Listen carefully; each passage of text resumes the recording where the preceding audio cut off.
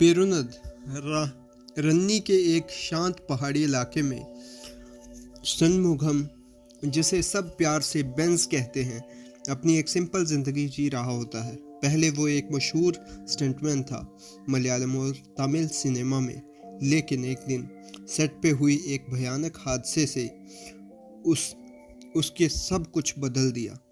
उस हादसे में उसका सबसे करीबी दोस्त अंबू मारा गया था और वो उसके बाद बेंज ने फिल्मी दुनिया से अलविदा ले लिया था। अब वो एक टैक्सी ड्राइवर है, अपनी पत्नी ललिता, 2 बच्चों और अपनी सबसे प्यारी चीज़ एक ब्लैक एम्बेसडर मार्क 1 के साथ सुकून भरी ज़िंदगी जी रहा है। ज़िंदगी सीधी और सिंपल चल रही होती है जब तक उसका कॉलेज जाता हुआ बेटा पवी अपने कुछ दोस्तों को घर नहीं ले आता। पवी के दोस्त बिना पूछे बेंज की एम्बेसडर गाड़ी को एक जॉय राइड पे ले जाते हैं और उसे क्रैश कर देते हैं। गुस्से में बेंज पवी को थप्पड़ मार देता है, लेकिन बाद में उसे अफसोस होता है जब पवी गुस्से में घर से चला जाता है और फ़ोन उठाना बंद कर देता है। बेंज अपनी गाड़ी को रिपेयर के लिए अपने दोस्त कुट्टीचान के गैरेज में छोड़ता है और फिर चेन्नई चला जाता है अपने पुराने स्टंट मास्टर के फ्यूनरल के लिए। जब वो वापस आता है तो उसे पता चलता है कि उसकी गाड़ी पुलिस ने सीज कर ली थी। उसके बिना जाने कुट्टीचैन का असिस्टेंट मनियन उस गाड़ी का इस्तेमाल मैरिजुआना स्मगलिंग के लिए करता है। सबूत के नाम पर कुछ खास नहीं होता, लेकिन एसआई बेनी, एक करप्ट और इगोइस्टिक ऑफिसर, गाड़ी वापस देने से मना कर देता है।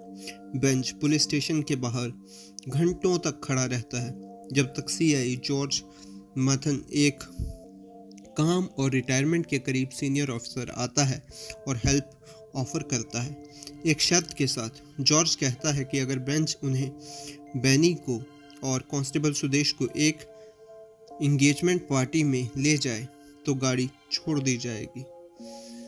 बेंच मजबूरी में हाँ कर देता है। अगले दिन वो सब साथ में एंगेजमेंट पार्टी पे जाते हैं, रात को वहीं रुकते हैं, लेकिन उस रात जॉर्ज इंसिस्ट करता है कि पंचाली मेडू के एक रिमोट फार्म हाउस चलें सेलिब्रेशन कंटिन्यू करने के लिए। बेंज हेजिटेंट हो जाता है, लेकिन मजबूरी में उन्हें ले ही जाता है।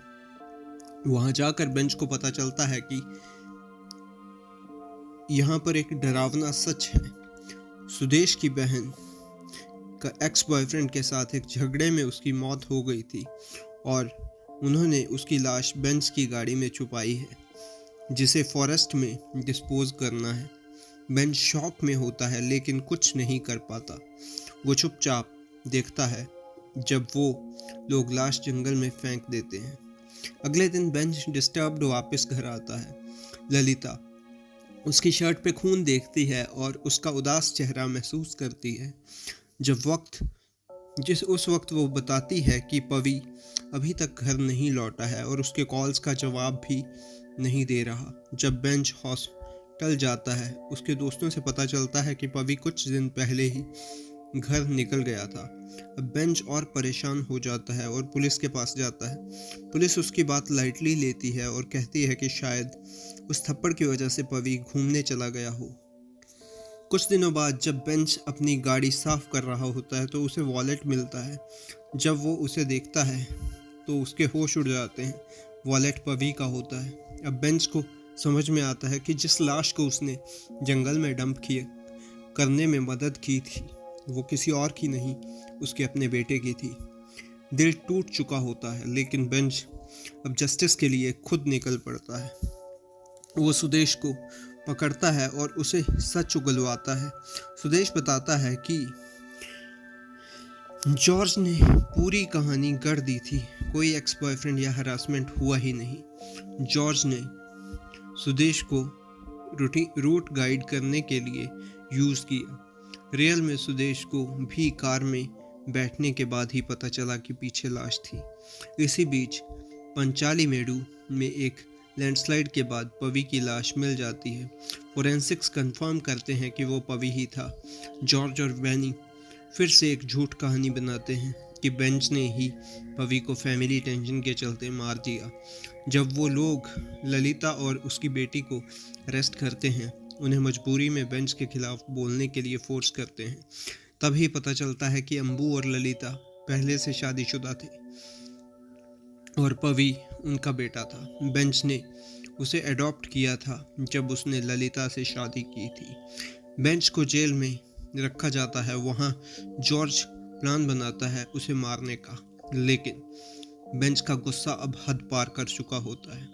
वो सबको मार देता है, बेनी को भी, और जेल से फरार हो जाता है। फिर वो जॉर्ज को कॉल करता है और धमकी देता है कि उसकी बेटी मैरी को ढूंढ लेगा। जॉर्ज जब घर पहुंचता है तो देखता है कि बेंज वहां पहले से ही है और बेनी की लाश उसके साथ है। फाइनल कन्फ्रंटेशन में बेंज को पूरा सच पता चलता है। मैरी और पवी एक दूसरे से प्यार करते थे। जॉर्ज इस रिश्ते से नाराज था और उसने पवी को झूठी चार्ज में अरेस्ट करके मार दिया। बेनी ने लाश छुपाने में हेल्प की थी। उस वक्त जब बेंज पुलिस स्टेशन के बाहर अपनी गाड़ी के लिए इंतज़ार कर रहा था। गुस्से से भरपूर बेंज जॉर्ज को पहले लोहे की रॉड से पीटता है, फिर पत्थर से बार बार मारता है और आखिर में उसके पॉलीथीन कवर से घोंट कर मार डालता है।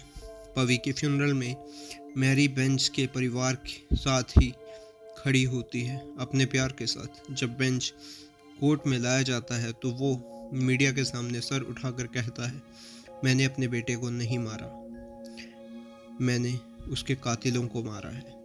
और कहानी ख़त्म होती है एक शब्द के साथ, थुडारुम, एक नई शुरुआत। तो दोस्तों, ये मूवी मुझे अच्छी लगी थी। आपको कैसी लगी ये कमेंट बॉक्स में लिखें, और अगर आपको अच्छी लगी हो तो